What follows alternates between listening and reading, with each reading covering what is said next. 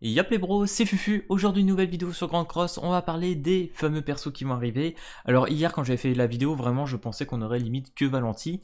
Mais c'est vrai que via le patch note qui nous avait sorti, voilà, quand nous avait annoncé The One, AM, etc., ils avaient dit quand même que pendant les périodes de fest, etc., qu'ils allaient vraiment accélérer au niveau des portails. Et là, ils nous ont fait un bond. Hein, vraiment, je pense que c'est un portail qui nous fait avancer d'un mois et demi. Hein, vraiment, voilà, il nous sort 6 persos. Franchement, là, voilà, là, on a bien accéléré pour attraper la JP. C'est pas mal. Hein, vraiment, là, ils ont fait un bon coup de boost. Hein. Du coup, on va parler un peu des persos. Donc là, comme on peut le voir, on a donc la Derrieri qui est sortie très récemment. Hein, vraiment, c'est une des dernières unités. Nanashi, pareil. Donc, je sais pas si vous voyez peut-être par rapport à la caméra. Mais du coup, voilà, Mono, Lise, Eustine et Valenti, forcément. Donc, du coup, Valenti, bien évidemment, qui va être dedans. Donc franchement ça fait plaisir. Il y a quand même 2-3 bons persos. Après voilà, je vous le dis, c'est pas un excellent portail. Par contre on peut vraiment imaginer que d'ici 2 semaines on a assaut. Hein. Vraiment je pense que d'ici 2 semaines on a vraiment assaut. Donc si vous avez pas beaucoup de gemmes etc, n'invoquez pas sur le portail. Vraiment stackez les gars, ça vaut pas le coup. Surtout qu'en plus si on descend un petit peu, voilà. Donc là apparemment main reward, comme on peut le voir, on a des tickets. Donc je sais pas, est-ce qu'ils vont nous offrir quand même une multi gratuite? Donc ça serait pas mal, vraiment si on a déjà une petite multi ça serait cool. Donc voilà, si vous avez un petit peu et tout, 2-3 multi, je pense que ça peut être assez intéressant. Surtout qu'en plus, via ce que Magine m'a envoyé, donc là vous pourrez voir la petite image, ça nous ferait penser tout simplement qu'on aurait juste ces 6 persos SSR dans le portail. Donc ça serait vraiment excellent. Vraiment, si c'est les 6 persos phares en SSR, pourquoi pas? Voilà, s'il n'y a pas de filler à côté, c'est très très intéressant. Surtout que là, c'est que des personnages qu'on n'a pas, donc aller chercher, c'est plutôt cool. Donc franchement dans l'ordre les gars, en termes de personnes intéressantes pour moi, on part sur donc Derrieri first. Vraiment je vous le dis. Je partirais quand même sur Eustine Vert qui est quand même encore assez forte. Nanashi 3ème. Quoique. Eustine tête ou Mono 3ème, c'est compliqué en vrai. Derrieri c'est sur first. Je dirais Eustine Mono Nanashi.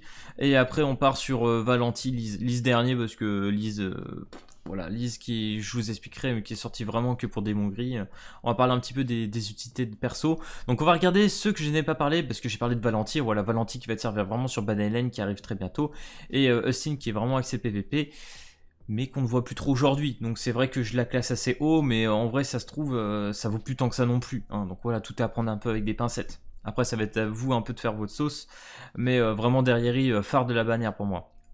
Donc du coup on va parler un peu de Derrieri. Derrieri donc voilà qui rentre un peu dans le même style que Drôle. Voilà moi je joue Drôle bleu, je trouve qu'elle fait un peu le même style, mais en plus intéressante. Pourquoi? Tout simplement grâce à son deuxième sort, applique provocation, donc qui augmente les stats de défense. De l'or bleu c'est plutôt les stats d'HP. Donc 30%, ce qui est quand même pas mal. Et octroie immunité aux étourdissements. Donc étourdissements, c'est tous ceux qui utilisent les étourdissements comme Eligod, tu vois.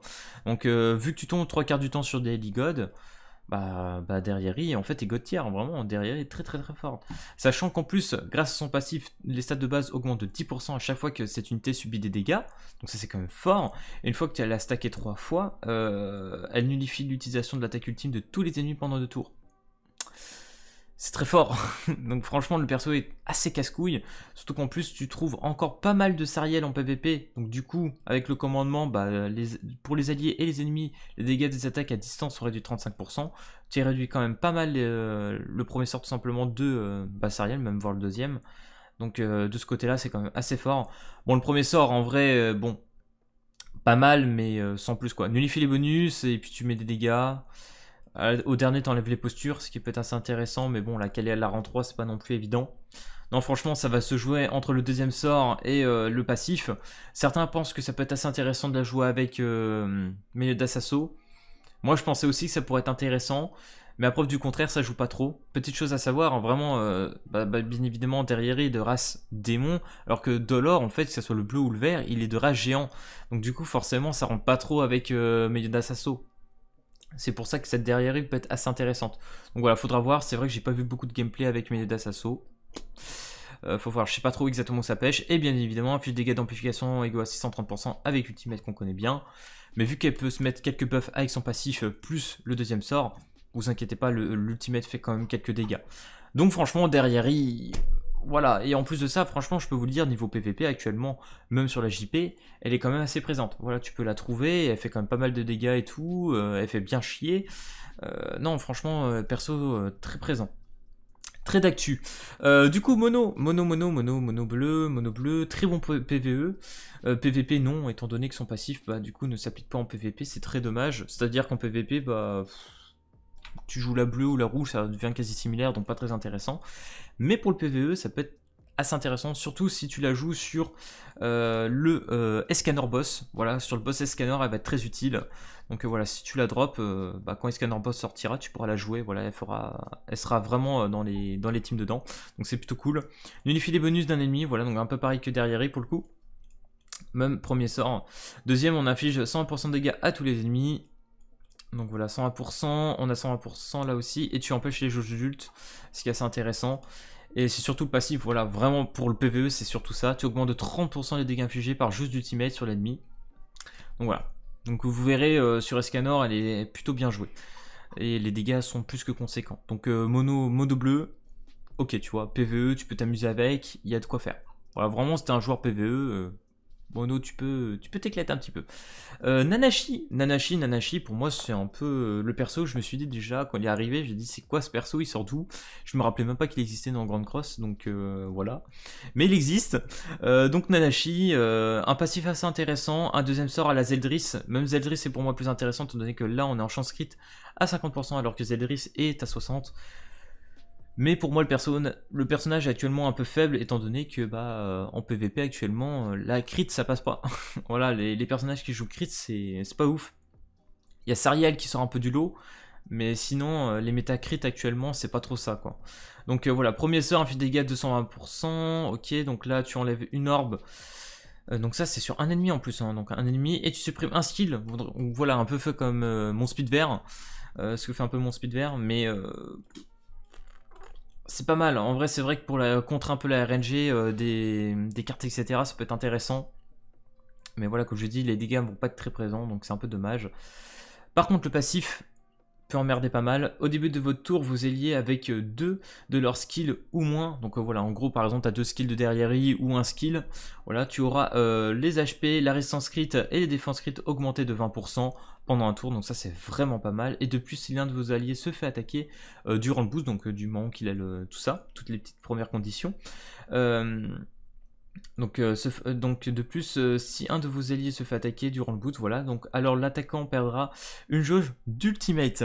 Ça c'est intéressant, vraiment ça c'est assez intéressant, une fois par tour, donc voilà, tu peux pas l'utiliser tout le temps, mais pourquoi pas, voilà, ça peut empêcher des ultis et tout, c'est plutôt intéressant de ce côté-là. Et le deuxième que je disais, vraiment, c'est Zeldris. C'est Zeldris, hein, voilà, désespoir, récupère 15% par coup crit. Mais les critiques partent pas tant que ça, hein. Franchement, vous pouvez regarder des gameplays PVP avec, c'est pas non plus insane. Vous pouvez vous amuser un petit peu en PVE, pourquoi pas. Mais le personnage est totalement skippable, hein. Vraiment c'est un personnage, vous pouvez clairement vous en passer, surtout que ça vous demande de racheter des skins, remonter un stuff UR, enfin bref c'est de l'investissement sur un nouveau perso qui est peut-être pas si intéressant que ça, surtout si tu es free to play, tu peux clairement skip. Un fait dégâts d'amplification, donc 30% bien évidemment par bonus actif sur soi. Voilà, l'ultimate par contre fait de très très bons dégâts, hein. Ça j'ai vu, l'ultimate passe très bien, mais le personnage... voilà, tu peux t'en passer clairement. Lise, sortie vraiment, comme je l'ai dit, récemment aussi, mais c'était surtout pour le démon gris. Mais en vrai, même pour le démon gris, je trouve qu'elle est pas incroyable, quoi. Pourquoi elle est utilisée? Pour le passif, hein. Si tous les alliés sont d'attribut vitalité, ce que tu fais en général, dans un démon raid, alors augmente d'un rang les skills. Voilà, donc ça te permet de faire un peu comme le Gozer, mais en passif, quoi. Donc ça, c'est assez intéressant. Mais voilà, le personnage, le premier sort, le deuxième sort, tu touches pas le démon gris, quoi. Donc du coup, en général, tu vas chercher l'ultimate. Voilà, l'ultimate, tu ignores la résistance, tu infliges 130% de dégâts. Parce que vu que tu vas pouvoir augmenter les rangs de skill, voilà, tu vas pouvoir aller chercher l'ulti assez vite. Mais pour le reste, il n'y a rien d'intéressant. Vraiment, je vous dis, le personnage, voilà. PvE, tu t'en fous, PvP, tu t'en fous. Il n'y a que démon gris, et tu vois, elle est à peine rang A, quoi, donc... Puis maintenant qu'on a tous nos petits le King vert qui est monté 80, etc., tu t'en fous un peu. Vraiment, les teams de base, elles passent déjà largement. C'est histoire d'avoir un peu plus de diversité, on va dire, avec Lise. Mais Lise est totalement skippable. Donc voilà. Donc du coup, pour faire un petit tour des persos, c'est des persos qui sont assez intéressants. Pour le 3/4 qui sont déjà un peu dépassés ou qui ont une utilité pour certains événements. Donc voilà, c'est à vous de voir. Mono, comme je l'ai dit, ça va être vachement calé Escanor. Nanashi, totalement déspacé. Hein. Je l'ai vu 2 semaines en PVP et après, maintenant, tu le vois plus. Hein. Il n'existe plus le perso. Lise, pareil. Hein. Tu vas la jouer peut-être un peu démon gris, mais ça te demande encore de monter un perso. Est-ce que c'est intéressant? Je suis pas sûr. Valenti qui va être utile pour banner Hélène. Après, on s'en fout. Austin. Ah, Austin, c'est compliqué. C'est vrai qu'on l'a pas beaucoup joué, mais en vrai, il peut avoir encore quelques utilités. Je pense que Austin peut avoir un sacré potentiel encore. Mais plus personne la joue, voilà, clairement. Pourtant, elle est verte et tout. Tu peux peut-être la jouer dans une Kingfest aussi, qui peut être assez marrant. Faut voir. Mais vraiment, le personnage principal phare, ça va être Derrieri, comme je l'ai dit depuis le début de cette vidéo. Derrieri qui est encore assez god tier, je trouve. Donc voilà. Du coup, là, on aura le Hawk, le petit event avec un... Je sais plus comment on appelle ça, c'est un sorte de petit donjon, là, où il va farmer dedans, là, avec des pioches et tout. Enfin bref, il y aura plein de petites récompenses dedans, je sais plus comment on appelle ça. Mais vous m'avez compris. Du coup, il y aura pas mal de récompenses, il y aura des skins à farmer, il y a des skins de Lise, enfin bref, il y aura pas mal de trucs à voir en plus. Bien évidemment, Banelen qui arrive. On va voir ce qu'on peut faire en dehors d'avoir Valenti. Je pense qu'il y a des trucs plus intéressants à faire. Ok, des costumes pour Nanashi. Et bien évidemment, la petite derrière aussi des skins et tout. Enfin bref, il y a pas mal de trucs. Il y a des packs qui ont l'air assez intéressants aussi pour ceux qui sont petits cash players. Il y a l'air d'avoir des petits packs cool. En plus de ça, voilà, Zeldris qui prend son petit up. Donc voilà, est-ce que ça vaut le coup d'aller jouer Nanashi? Je suis pas sûr. Et Kella qui revient aussi bientôt, semaine pro. Donc ça c'est plutôt cool. Donc voilà les gars, ça sera le petit tour niveau de la mage. Surtout qu'en plus de ça, il y a déjà beaucoup de youtubeurs qui l'ont fait. Donc peut-être que je répète par rapport à eux. Mais je voulais vraiment vous parler du style, dans quoi ils vont être utiles. Mais en vrai les gars, les personnages sont totalement skippables. C'est-à-dire que si vous voulez attendre Meliodas Assaut, tranquille. C'est pas parce que vous invoquez que vous allez louper un des persos ici que ça va être grave. Vraiment, c'est... Tu t'en fous limite. Hein, vraiment, si t'as pas les persos, c'est pas gênant. Bref, voilà. J'espère pas avoir été trop long dans cette vidéo. Et voilà, j'espère aussi que la vidéo, enfin dans cette vidéo, le volume de ma voix aurait été meilleur que la dernière. Parce que c'est vrai que j'ai eu quelques petits problèmes de montage sur la dernière. Donc du coup, ça m'a pris un peu de temps. Donc voilà, j'espère que celle-là, niveau volume, ça sera tranquille. Donc voilà, j'espère que cette vidéo vous aura plu. Si c'est le cas, n'hésitez pas à lâcher le petit pouce bleu et à vous abonner. Et puis moi, je vous dis à plus à la prochaine vidéo. Allez, peace tout le monde!